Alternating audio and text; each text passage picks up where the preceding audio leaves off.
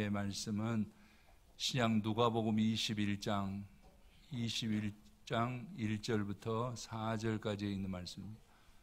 누가복음입니다. 여러분들이 가지고 계신 성경책 131쪽 누가복음 1장 21장 1절부터 4절까지 있는 말씀을 보겠습니다.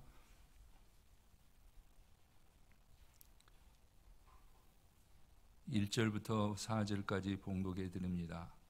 예수께서 눈을 들어 부자들이 헌금함에 헌금 넣는 것을 보시고 또 어떤 가난한 과부가 2렙돈 넣는 것을 보시고 이르시되 내가 참으로 너에게 말하노니 이 가난한 과부가 다른 모든 사람보다 많이 넣었도다. 저들은 그 풍족한 중에서 헌금을 넣었거니와 이 과부는 그 가난한 중에서 자기가 가지고 있는 생활비 전부를 넣었느니라 하시니라. 아멘. 할렐루야.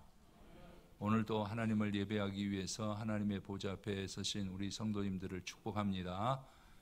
하나님께서 여러분들을 온전케 하여 주시고 또 강건케 해 주시고 은혜로 감싸 안아 주시기를 간절히 축원합니다. 힘없는 시간 되시기를 바랍니다. 우리 서로 옆에 분하고 인사 한번 하겠습니다. 주의 이름으로 축복합니다.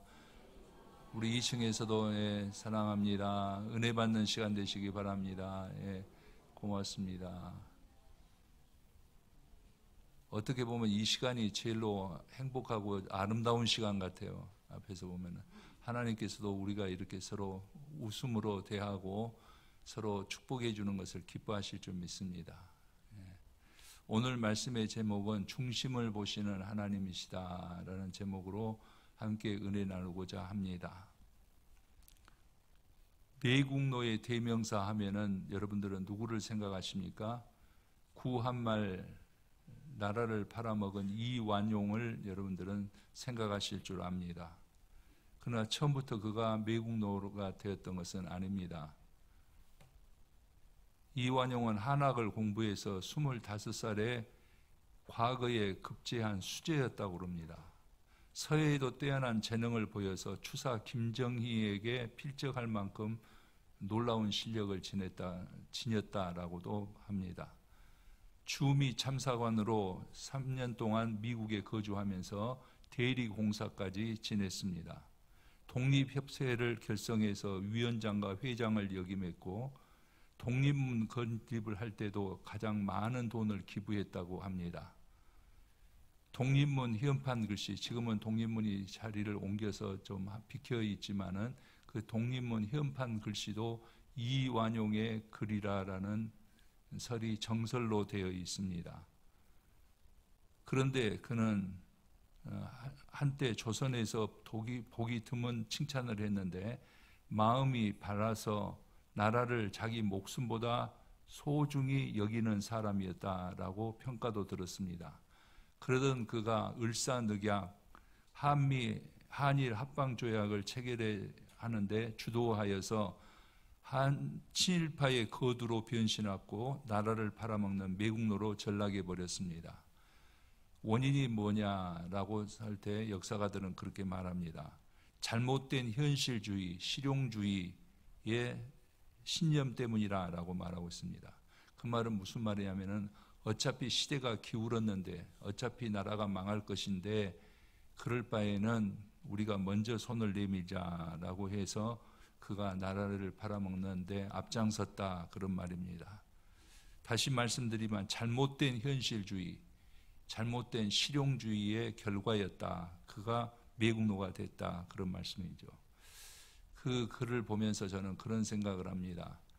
요즘 우리 그리스도인들도 코로나 3년을 지나면서 힘없는 그리스도인들이 됐습니다. 그 이유가 뭐냐? 세상과 타협하였기 때문에 그렇다라는 말씀입니다. 천하장사도 기울어지면 넘어지게 되어 있습니다. 아무리 기술이 좋고 몸무게가 많이 나가고 덩치가 크고 해도 중심이 무너지면 넘어지게 된다 그런 말씀이죠. 저는 그리스도인을 그렇게 비교해서 말합니다. 짜장면 먹는 이유는 짜장면 맛을 느끼기 위해서 짜장면을 먹는데 짬뽕 맛이 난다 그러면 그것은 잘못된 겁니다. 된장국, 구수한 된장국을 먹기 위해서 된장국을 선택했는데 된장국에서 무국 맛이 난다 그러면 그것도 잘못된 것입니다. 우리 그리스도인도 마찬가지입니다. 그리스도인은 그리스도 예수의 맛이 나야 된다 그런 말이에요. 우리 신광교회 성도님들은 예수 맛이 나는 성도님들이 되시기를 바랍니다. 많은 사람들을 보면은 그리스도인인지 아닌지 잘 모르는 경우가 있어요. 그것이 바로 실용주의, 그 다음에 우리 살펴봤던 대로 잘못된 현실주의에 우리가 빠지면은 그리스도인이 그리스도인의 맛을 잃어버린다 그런 말이죠. 예수님께서 말씀하셨어요. 소금이 그 맛을 잃으면 밖에 버려져 발에 밟힐 뿐이다 라고 말씀하고 있습니다. 이제 다시 하나님의 자녀로서 권세 있는 승리의 삶을 위한 말씀을 우리가 셋으로 나누어서 살펴보도록 하겠습니다. 성경에서 우리가 어떻게 하면은 권세 있게 살 것인가를 오늘 본문을 통해서, 그리고 성경을 중심을 보시는 하나님이라는 그 제목을 여러분들이 생각하고 들으시면은 우리가 승리할 수 있는 비결을 알게 됩니다. 오늘 본문을 다시 한번 여러분들에게 설명해 드리면, 예수님께서 성전에 가셨을 때에 사람들이 헌금하는 것을 보셨는가 봅니다. 부자도 헌금하고 과부도 헌금했는데, 부자는 자기가 가지고 있는 분량 중에 꽤 많은 부분을 헌금함에다 넣습니다.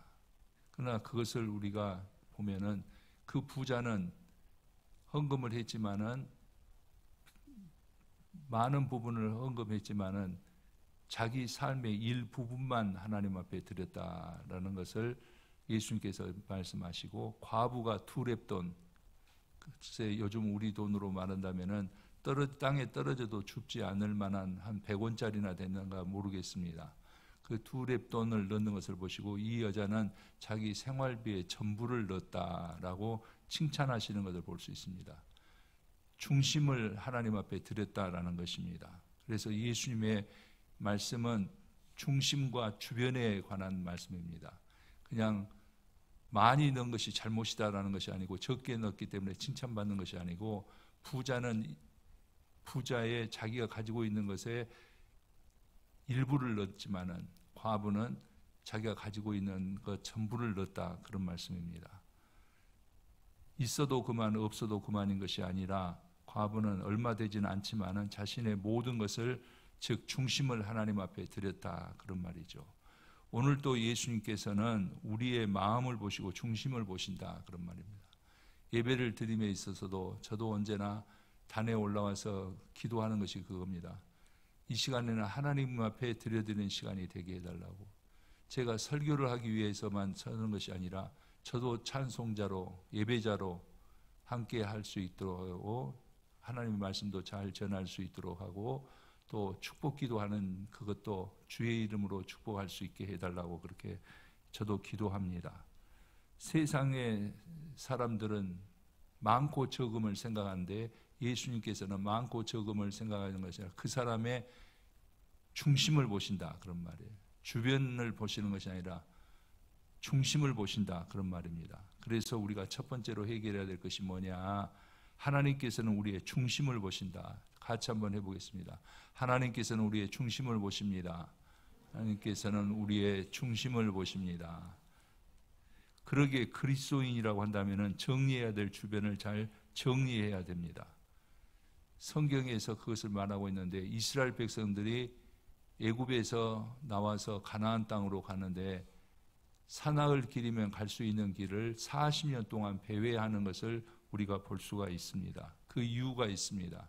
물론 여러 가지 이유가 있지만은 그것을 종합해 보면은 하나님께서 그들의 중심을 잡기 위해서 그렇다, 저는 그렇게 성경을 보고 싶습니다. 무슨 말씀이냐? 하나님께서는 애굽 생활에서 400년 동안이나 노예 생활을 한 사람들입니다. 이미 노예 근성에 찌들어 있고, 이미 애굽의 우상 10가지 재앙 모세가 하나님의 이름으로 내린 거 아시죠? 그게 다 애굽의 신들이거든요. 우상 숭배, 그 다음에 생활 풍습, 노예 근성, 불평 불만하는 것들, 이런 것들을 하나님께서는 그들에게서 계속 가지고 있으면은 가나안 땅, 축복의 땅에 들어가더라도 축복을 축복으로 알지 못하고 변질시켜 버릴 것을 생각하셔서 하나님께서는 40년 동안 광야를 돌아다니면서 율법을 주시고 그 율법을 통해서 이스라엘을 성결케 하시는, 중심을 잡아가신다, 그런 말입니다. 예를 들어서 그렇습니다.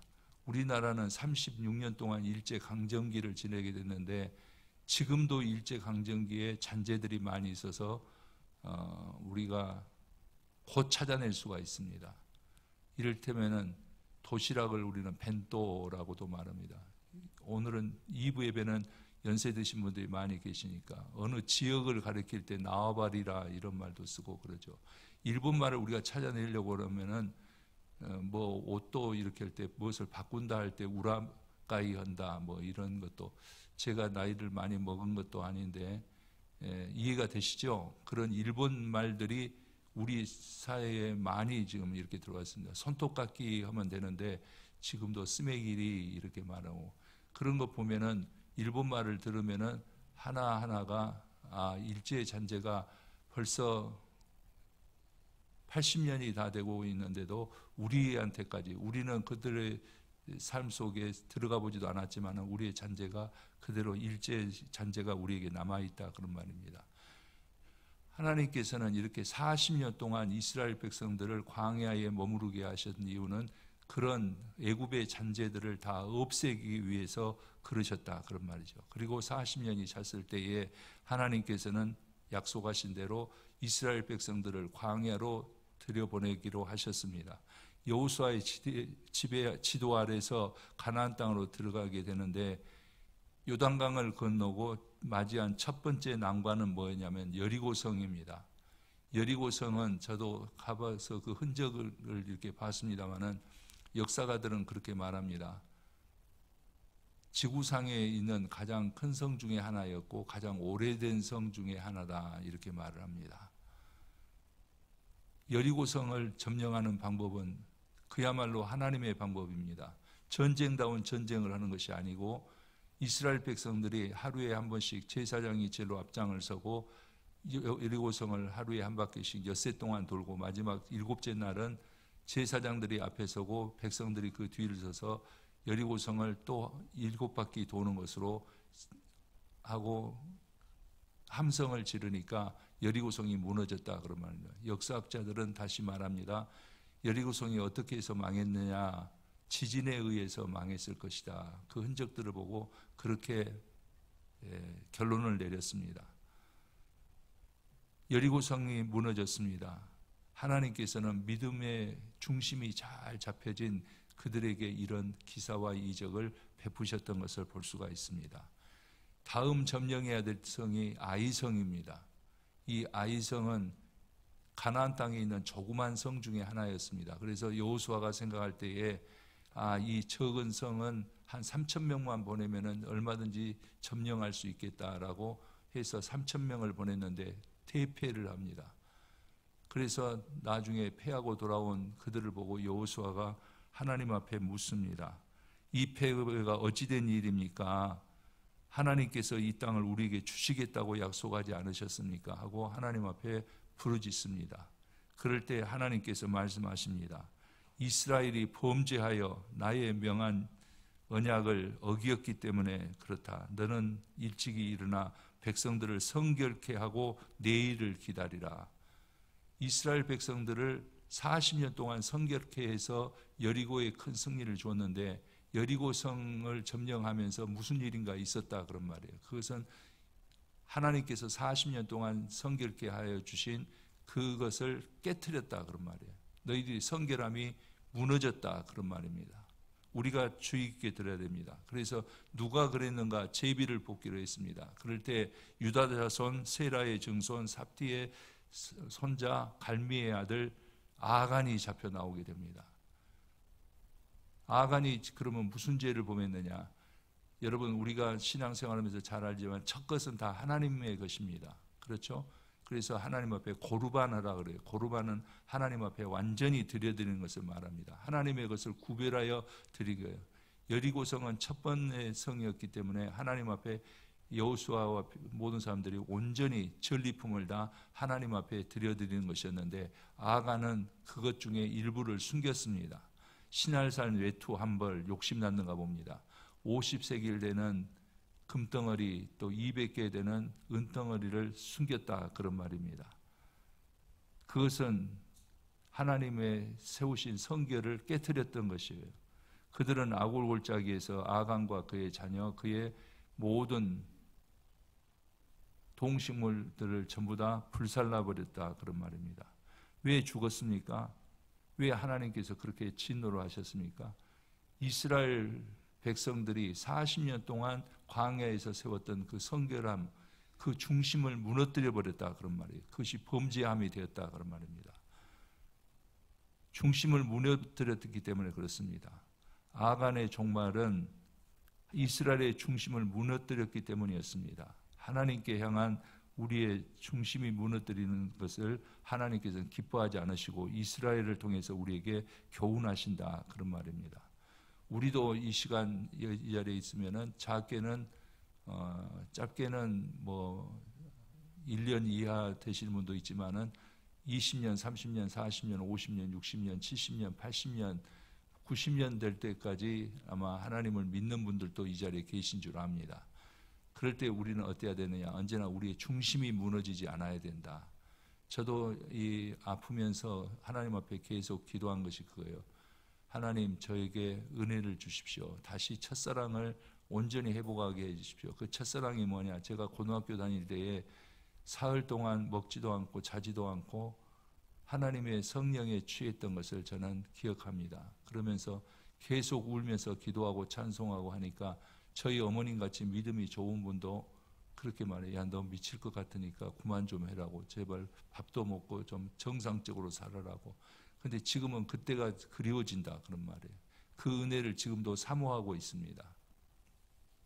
그러면 어떻게 해야 되느냐? 한 예화를 통해서, 제가 설교 시간에 한번 말씀드린 것 같은데 예화를 통해서 하겠습니다.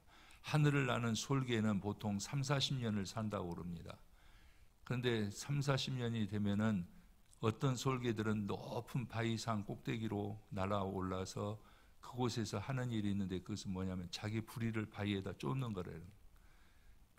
부리를 바위에 쫓는 이유는 뭐냐면은 40년 동안 사용했기 때문에 부리가 무뎌져서 이제 짐승들을 잡으면 먹을 수도 없고, 발톱도 무뎌 있기 때문에 그 발톱으로 짐승들을 움켜잡지도 못하고, 그래서 결국은 노새에서 죽게 되는데, 이 솔개는 바위에다가 자기 부리를 쪼으면 부리가 다 깨져 부서지고 그 자리에서 새 부리가 나온다는 거예요. 그래서 날카로운 새 부리가 나오면 그 다음에는 어떻게 하느냐? 자기 발톱을 다 뽑아낸다는 거예요. 그러면 그 자리에서 다시 새 것이 나오고 40년 동안 그 날개들이 가벼운 깃털같이 가벼워야 되는데 칙칙해진 것을 나중에는 다 뽑아내고 나면은 그 자리에서 새 깃털이 나와서 다시 40년 동안을 산다는 거예요. 우리도 한번 생각해 봐야 될 부분이 아니겠느냐. 우리가 오랫동안 신앙생활을 하면서 우리도 무뎌진 것을 뽑아내고 새 것으로 바꿔야 될 필요가 있다, 그런 말입니다. 주변의 화려함보다는 중심에 무엇이 있느냐가 더 중요합니다. 그래서 두 번째로 우리가 해결해야 될 것은 뭐냐면은 우리가 중심을 찾아야 된다, 그런 말이에요. 중심을. 사도행전 5장에 보면 아나니아와 삽비라 이야기가 나옵니다. 초대교회의 모습이었죠. 초대교회는 서로 유무상통하는 그런 공동체였습니다. 바나바를 선두로 해서 많은 사람들이 내 것을 내 것이라 하지 않고 서로 공유하면서 살았어요. 그때에 그것을 보고 같이 동참한 사람들이 점점 늘어났는데, 아나니아와 삽비라도 그러려고 자기 재산을 정리하고 베드로 앞에 가지고 왔습니다. 그런데 그들은 죽었습니다. 왜 죽었느냐? 자기들이 가지고 온 것은 자기들이 정리한 것의 일부였고 일부는 숨겼다, 그런 말이에요. 중심을 보시는 하나님이신 줄을 모르고 하나님 앞에 중심을 들여드리지 못하고 흉내만 냈다, 그런 말입니다. 그런다 해서 그들이 성경에서 나와 있지 않지만 제가 도대체 얼마를 숨겼고 얼마를 가져왔을까라고 생각했을 때에 저는 그렇게 생각합니다. 80% 정도는 가져오고 그저 또 우려하는 마음이 있어서 한 20%는 숨기지 않았을까 그런 생각을 하게 됩니다. 얼마를 감추었습니다. 그런데 그 숨긴 것은 적은 것이었고 하나님 앞에 가져온 것은 많았을 겁니다. 그러나 하나님께서 보시는 것은 많고 적음을 보시는 것이 아니요 중심이라는 것을 그들은 몰랐습니다. 그래서 그들은 그 자리에서 죽임을 당하는 것을 볼 수가 있습니다. 하나님께서는 초대교회에 처음 출발한 초대교회를 위해서 하나님께서는 그런 것을 용납하지 않으셨다라는 말입니다.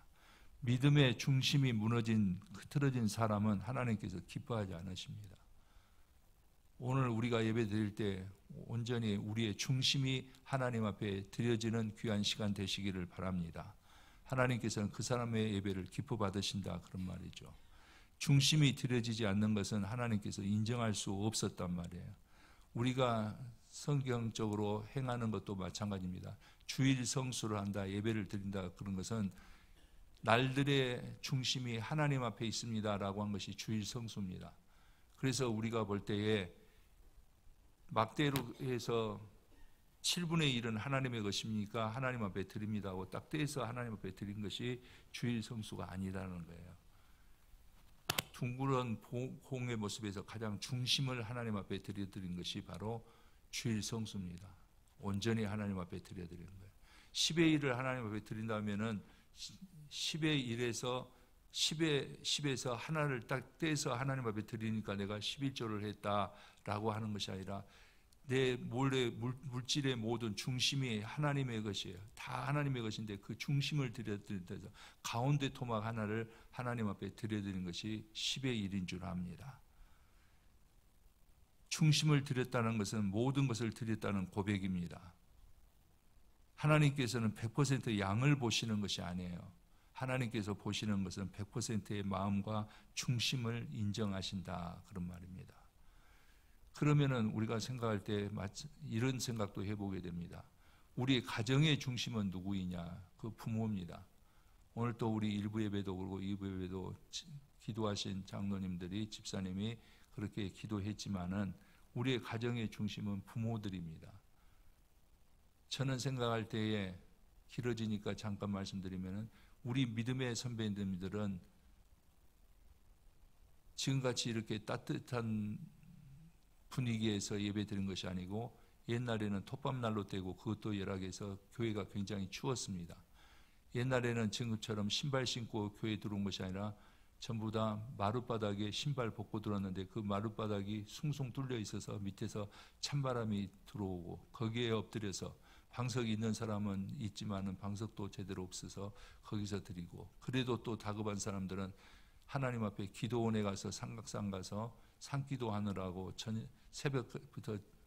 저녁부터 새벽까지 비료푸대 하나 둘러쓰고 하나님 앞에 기도하고 그래서 오늘 한국교회가 있는 거고 우리들이 그의 기도를 통해서 평안을 누리고 있는 것이라고 생각이 되어집니다. 우리 부모님들은 그렇게 신앙생활을 했습니다. 한마디로 하나님께서 보실 때에 믿음의 중심이 잘 잡혀진 거였어요. 이제 우리는 마음속 깊은 곳으로부터 우러나온 중심을 되찾아야 됩니다. 다시 우리가 마음의 중심을 찾아야 된다 그런 말이죠. 그리고 하나님 앞에 드려야 됩니다. 이것이 최우선이고 우리가 살 길이다 그런 말씀입니다. 우리 신광교회 성도님들 우리가 잃어버린 3년을 우리가 생각하면서 우리가 비틀어졌던 우리가 나태해졌던 것들을 다 버리고 하나님께로 집중할 수 있는 우리 성도님들이 되시기를 주님의 이름으로 간절히 축원합니다. 왜 우리가 중심을 하나님 앞에 드려야 되느냐? 중심이 하나님 앞에 있는 사람들은 하나님의 능력에 힘이 있기 때문에 그렇습니다. 사사시대 때 보면은 미디안이 가나안에 살고 있는 이스라엘 백성들을 쳐들어왔습니다. 기드온이 나팔을 불어서 하나님의 말씀대로 나팔을 불어서 기드온이 군사를 모집했을 때 32,000명이 모였습니다. 가서 미디안 군인과 싸우겠다는 거예요. 그런데 하나님께서 보실 때에는 그러면 니네들의 힘으로 이기겠느냐라는 생각을 하셨던 것 같아요. 그래서 다 돌려보내라. 가고 싶은 사람은 다 돌려보내서 22,000명이 다 돌아가 버렸습니다. 그리고 10,000명이 남았습니다. 10,000명이 남았는데 하나님께서는 기도원에게 말씀하신 것 여러분 아시죠? 아직도 수가 많다. 300명만 추리자 그랬습니다. 출연해자. 그래서 물가로 가서 물을 먹는 것을 보고 그들이 기도원의 용사로 이렇게 당첨이 되는 거죠. 그래서 물을 먹는데 엎드려서 개같이 핥아 먹는 자들은 다 돌려보내고 사주 경계를 하면서 물을 먹는 사람 300명을 통해서 하나님께서 미디안을 물리치시는 놀라운 역사를 하는 것을 볼 수가 있습니다. 이것은 우리가 성경을 제가 말씀드릴 때에 성경을 보면은 하나님께 중심을 들여드리는 사람과 주변을 들여드리는 사람들의 이야기다라는 것을 말씀드렸듯이 하나님께서는 이 중심이 하나님께 있는 300명으로 하여금 자신의 역사를 나타내셨다 그런 말입니다. 하나님께서 보시는 것, 하나님께서 원하시는 것은 우리의 순종하는 믿음의 중심입니다. 승리의 삶에는 중심이 하나님께 속한 사람들을 통해서 역사하십니다. 저는 우리 신광교회 성도님들이 삶에서 승리하기를 간절히 바랍니다. 그런다고 한다면은 하나님께서 우리의 중심을 보신다는 걸 알고 오늘 또 내 정성을 다해서 중심으로 하나님을 예배하는 사람에게 하나님의 은혜가 있을 줄 믿습니다. 이것뿐만 아니라 성경에 보면은 블레셋이 쳐들어왔을 때 블레셋 장군이 골리앗이었습니다.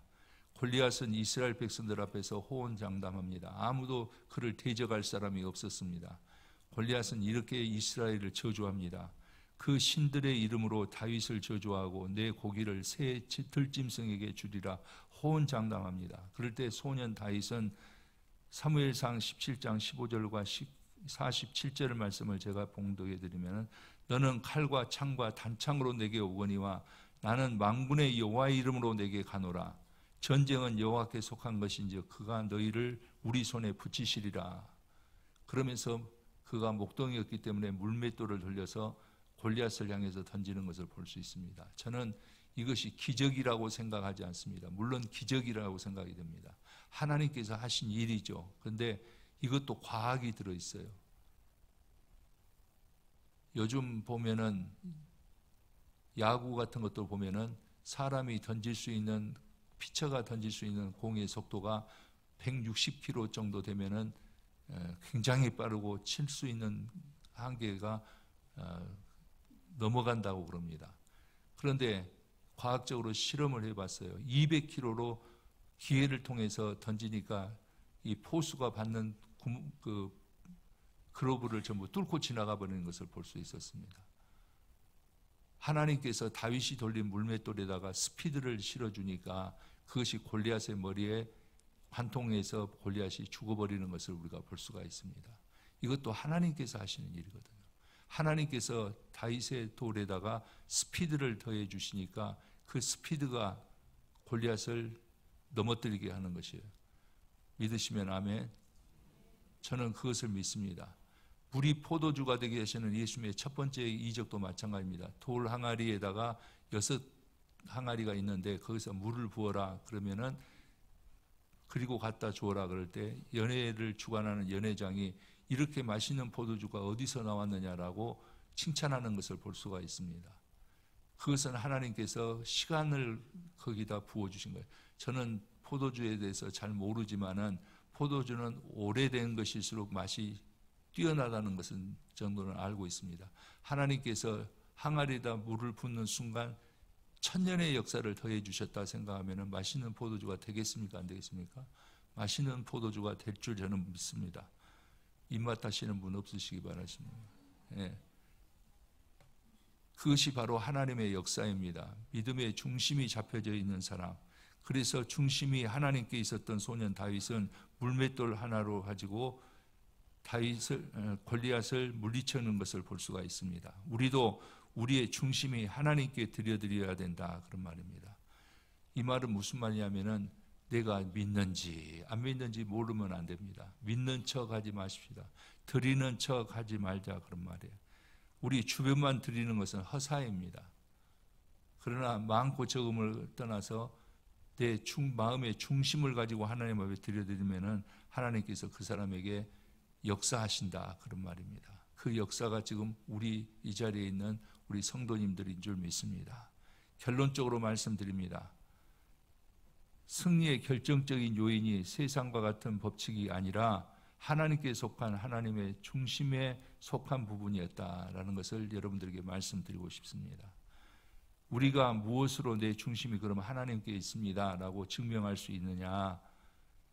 우리가 지금 직분에 충실하고 있는가, 그런 말이에요. 장로는 장로로서, 목사는 목사로서, 권사는 권사로서, 안수집사는 안수집사로서, 집사는 집사로서, 또 우리가 맡은 부서에서 봉사하는 그 부분에서 내가 드리는 척만 하고 있는지, 아니면 정말 내 중심을 가지고 하나님 앞에 드리는 것인가.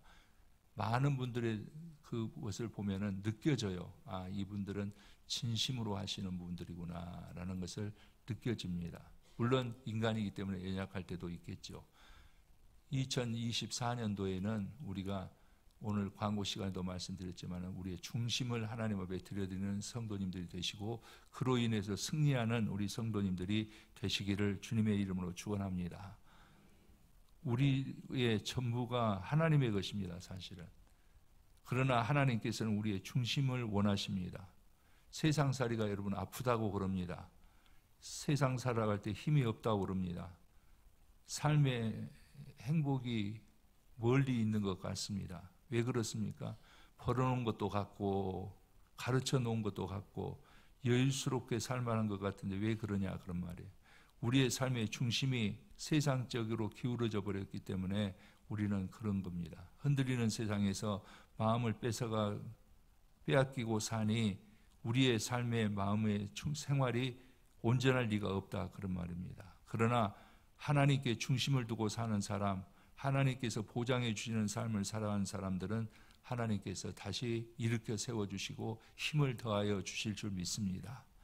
하나님께 속한 그 사람을 하나님께서는 책임져 주십니다. 사랑하는 성도 여러분, 이제 우리의 삶의 중심을 하나님께로 이동해야 된다. 세상에 비틀거리지 말고 하나님께로. 저는 언제나 그런 생각을 합니다. 세상과 우리가 육적으로 영적으로 밸런스가 맞아야 된다, 그런 말이에요. 세상에다 무게중심을 두고 사니까 세상이 흔들린 대로, 세상이 요동한 대로 내가 마음대로 흔들립니다. 그러나 1%라도 하나님 쪽에다가 힘을 주고 서면은 세상이 어떻게 흔들리든 간에 하나님께서는 우리의 반석이 되시고 요새가 되어주시고 우리의 구원의 뿔이 되어주실 줄 믿습니다.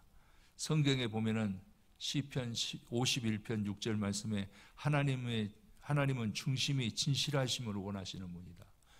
우리가 주변만 하나님 앞에 드려드리는 것이 아니라 우리의 중심, 그것을 하나님께서 보시고 그것을 원하시는 분이다, 그런 말이에요.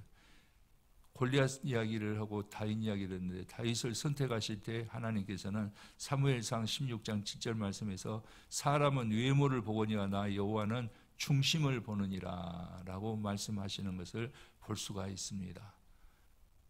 여러분, 예화 하나를 마지막으로 말씀드리고 말씀을 정리하려고 합니다. 구소련과 미국이 서로 우주 전쟁을 할 때가 있었습니다. 우주 경쟁이라고 해야 되겠죠. 서로 우주로 뻗어나가기 위해서 소련에서 우주선을 보내면은 미국에서도 보내고, 미국에서 보내면 소련에서도 보내고, 서로 경쟁 관계가 있었는데 나중에 소모적이고 너무 스케일이 크니까 같이 우리가 공동 연구를 하자, 같이 하기로 했습니다. 그래서 우주 스테이션, 우주 정거장을 공유하기로 했어요. 서로 같이 쓰기로. 그래서 미국의 우주선에 한 가지 나사에서 난해한 점이 있었습니다. 왜 그러냐면 거기서 뭘 이렇게 쓰고 해야 되는데 거기는 중력이었기 때문에, 무중력 상태이기 때문에 펜을 쓰면은 그 글씨가 안 나오는 거예요. 그래서 나사에서 많은 돈과 3년이라는 세월을 거치면서 그 어디서다 천천으로 잘 나오는 펜을 만들었대요. 그리고 이제 소련 사람들하고 교대에서 올라가는데 소련 사람들은 공중에 매달려서 뭘 잘 쓰고 있더래요. 저 녀석들은 우리보다 더 앞서 있는가 하고 가서 도대체 무엇으로 글을 쓰는가 하고 봤더니 연필로 쓰고 있더라고요. 무슨 말씀인지 아십니까? 우리가 이 세상에 살아가는 방법들이 많이 있어요. 그러나 우리의 가장 살아가는 방법은 뭐냐면 내 믿음을 하나님 앞에 중심으로 들여드리면은 하나님께서 우리에게 은혜를 더하여 주신다. 예수 믿는 것은 쉬운 것이다. 예수 믿는 것은 하나님께서 인정하여 주시기만 하면은 모든 것이 다 형통할 수 있다. 이 은혜가 우리 성도님들에게 있을 것이다. 그런 말입니다. 이제 무게중심, 삶의 중심을 하나님께 두어야 됩니다. 바울처럼, 다윗처럼, 기도원처럼 우리가 하나님 앞에 우리의 중심을 들여드리면 하나님께서는 기뻐 받으시고 우리의 삶 속에서 하나님께서 놀라운 일을 행하실 줄 믿습니다. 하나님께서 우리 성도님들의 삶 속에서 놀라운 일을 할 수 있도록 중심을 하나님 앞에 들여드리고 승리하는, 그리고 승리의 계가를 부를 수 있는 우리 성도님들이 되시기를 주님의 이름으로 간절히 축원합니다. 기도드리겠습니다.